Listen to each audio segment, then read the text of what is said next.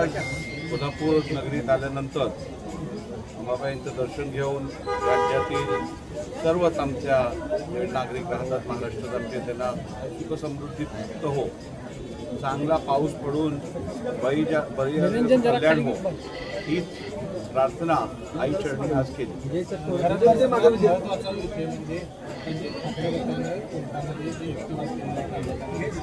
भाषण बूम थोडं खाली आहे.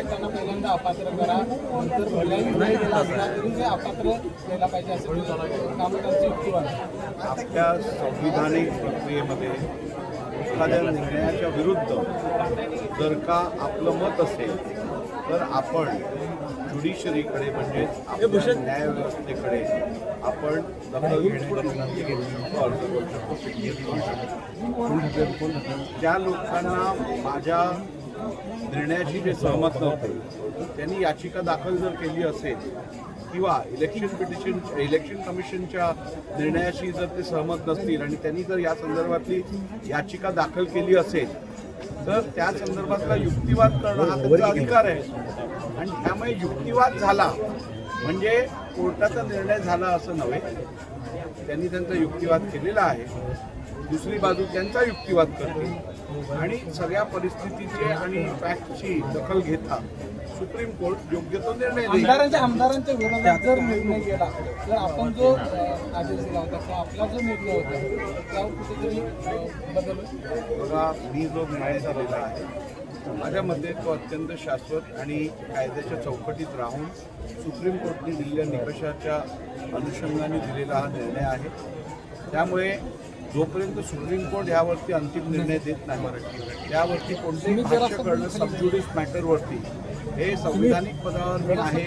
माझ्याकडनं तर मुळीच हे शोभणारं काम होणार नाही, शोभनीय होईल. त्यामुळे मला वाटतं या अपात्रतेच्या विषयात सुप्रीम कोर्टात दोन्ही बाजूंनी आपली बाजू मांडल्यानंतर जर का विधिमंडळ सचिवालयाने जे कार्य केलं असेल त्या संदर्भातली सगळी माहिती सुप्रीम कोर्टाकडे आहे.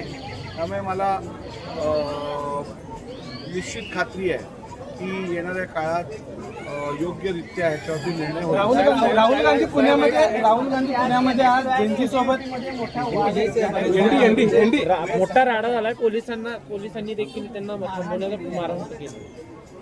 बघा, विरोध प्रदर्शन करणं हा लोकशाहीत प्रत्येकाचा अधिकार आहे, परंतु जो व्यक्ती लोकशाहीवरती विश्वास ठेवतो, ज्या व्यक्तीला असं वाटतं की लोकशाहीत माझा पण स्टेक आहे, तो कधीही असंविधानिकरित्या प्रदर्शन आपल्या विरोधाचं करत नाही. विरोधाच्या नावावरती आपण जर का हिंसाचार किंवा एका प्रकारची अराजकता पसरवण्याचा प्रयत्न करत असाल तर निश्चितपणे असंविधानिकरित्यावरती योग्यरित्या कारवाई करणं हे प्रशासनाची जबाबदारी आहे. राहुल गांधींच्या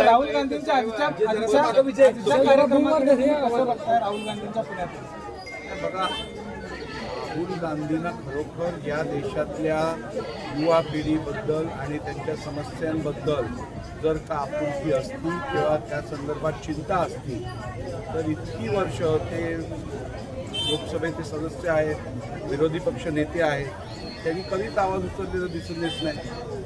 आणि त्यामुळे संधी साधूपणा हे सातत्याने काही नेत्यांकडनं अशी भूमिका दिसून येते. सुप्रीम कोर्टात तुम्हाला अपेक्षा आहे का की रोहित पवार आणि ठाकरे गट त्यांच्या विरोधात बॅनर लावतील? सुप्रीम कोर्टामध्ये